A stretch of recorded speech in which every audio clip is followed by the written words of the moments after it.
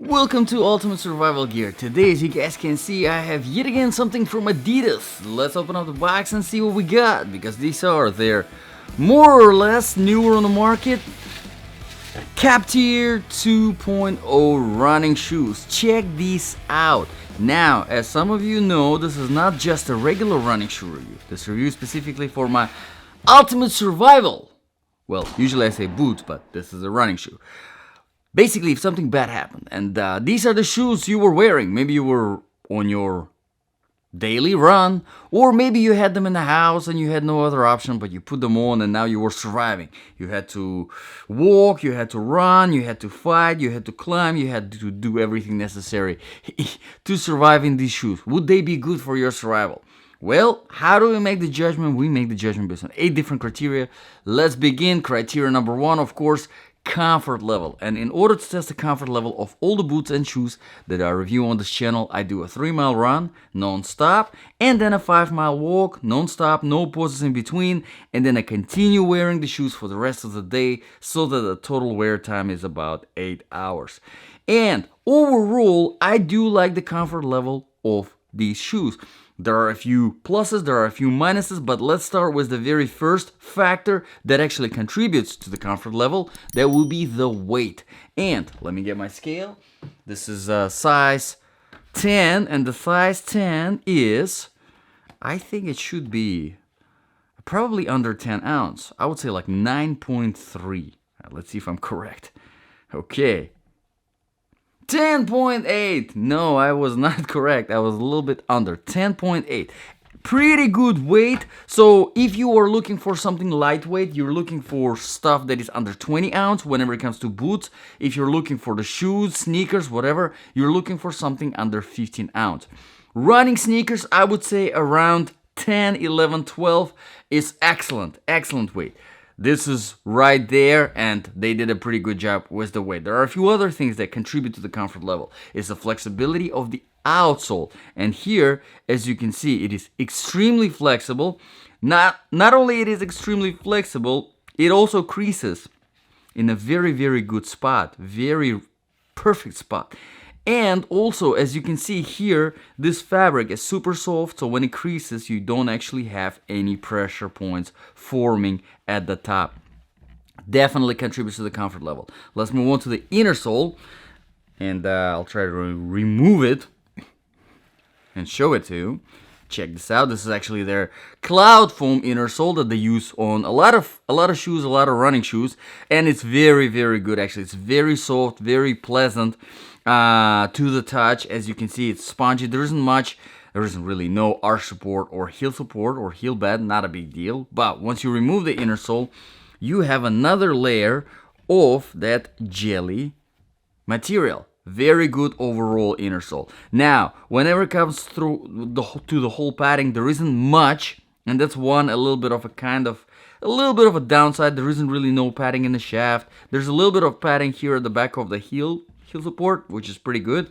But there isn't much padding in the tongue, and throughout the whole shoe, it's not much of the padding, although this material is very soft, very comfortable, and a little bit on the stretchy side, which some people like, some people don't like. It really is up to you, very personal, so I will leave my opinion. Personally, I'm not a fan of the stretchy like that material, because then you kind of have a little bit of the wobble going on. It's just a little bit easier to get off balance, so less support. But again, like I said, it's a personal preference. So overall on the comfort, it is pretty good. Let's move on to the criteria number 2, proofing and protection. Not much to talk about here. These are not waterproof. There isn't really any protection here.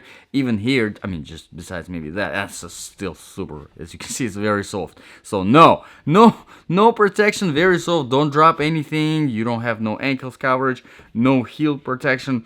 And I mean, from the bottom, you do have a little bit of protection with the outsole, but it's so soft that really you step on anything sharp, it will go right through. Keep in mind, be careful. Hopefully you're running in just safe spots in the city on a nice paved trail. That's really what it is for. Nothing off trail, nothing like that, nothing that risky that you can step on something sharp. Let's move on to the criteria number 3, quality and the design features. Now, quality wise, Amazon, the link for Amazon is in the description below. over 1,700 reviews, pretty good. Almost 5 stars, so people do like these shoes quite a lot. Design feature wise, usually I talk about the lacing system. I am not a fan of lacing system here.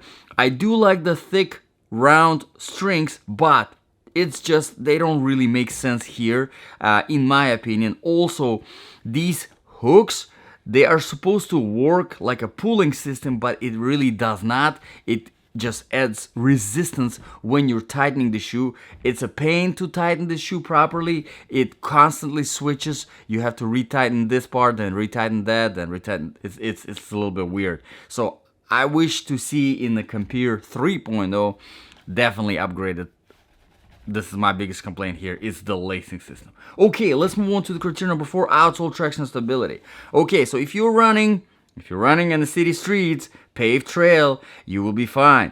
Anything other than that, you will be in trouble, okay? Usually I test my sneakers, shoes, boots, whatever I review on this channel, on the variety of different surfaces: tarmac, sand, grass, rocky road, marble tile, just to see. This one was very hard, very slippery on the wet grass, very slippery on marble and tile. Obviously rock wall, pointless to talk about, very slippery. So keep that in mind. City streets, paved trails, fine. Anything else, you are in trouble. These are not designed to be anything else other than nice paved city trails in the parks or something like that. whatever you do, you're running. Let's move on to the criteria number 5 really quickly. Temperature. Obviously no point to talk about the cold temperatures. These are not waterproof, these are not insulated, these are running sneakers, okay? But whenever it comes to the hot temperatures, they are fairly breathable, but keep in mind they do run a little bit on the warmer side just because of the fabric itself, because it kind of creates that feel, kind of like you're wearing like a wool sweater or something like that. So keep that in mind. Probably be good for spring, fall, but for hot summer days, I would not want to wear this, and I would not want to run in these. Okay, let's move on to the criteria number 6. Sizing. Yes, these are true to the size, no problems there. Let's move on to the criteria number 7. Balance of application. So if this really was your survival sneaker, right? Something bad happened and you put that on, or maybe you were already wearing, you were running, you were doing your run somewhere in the park, in the city, and something bad happened. I don't know, whatever. Use your imagination. War with a mega empire, okay? Probably sounds impossible, right? Actually, it sounds kind of probably already happening. But anyway, and you were surviving, right? Now you had to run. You were like, okay, so I was running, I was tired. Now I'm no longer freaking tired because I have all this adrenaline. I have to run to my, whatever, fiance and pick her up because she's like by herself. I don't know, whatever. Use your freaking imagination. My imagination doesn't work, obviously, today. Would this be good? Okay, so if this is your survival, right? If you're running through the city streets, and you have to run as far as possible, as long as possible, cover the ground. You don't have to worry about going off trail. You don't have to worry about cold. You don't have to worry about too hot. You don't have to worry about getting wet. You don't have to worry about climbing or really just running. This would be obviously pretty good, city street. But anything off trail, keep that in mind. Obviously, this outsole is,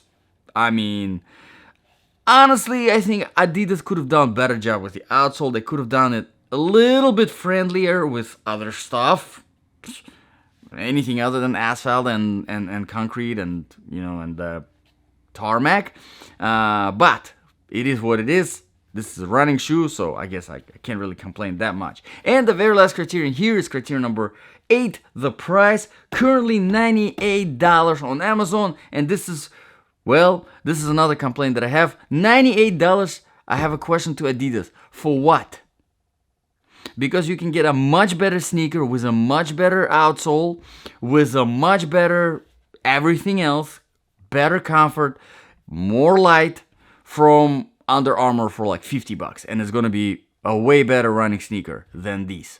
So I'm not sure how Adidas justifies this, because for $100 I can get an awesome freaking trail running shoe that I can use literally on anything else, including the city streets for running, for whatever you want, kind of doing whatever you're doing.